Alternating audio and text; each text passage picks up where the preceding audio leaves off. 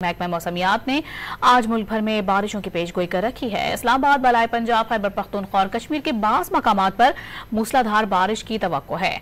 सिंध और बलूचिस्तान में भी कहीं कहीं बारिश का इम्कान है, जबकि गुज़िश्ता 24 घंटों में सबसे ज्यादा बारिश मरी में 48 मिलीमीटर रिकॉर्ड की गई। PTMA की जानिब से खैबर पख्तूनख्वा में 5 से 11 जुलाई तक मूसलाधार बारिशों का अलर्ट जारी किया गया है।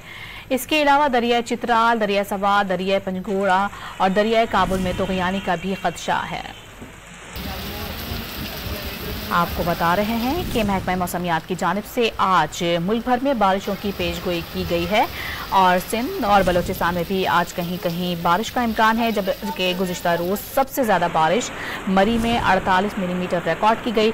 जब इसके अलावा इस्लामाबाद, बालाई पंजाब, खैबर पख्तूनख्वा में भी मूसलाधार बारिश की तवक्को है।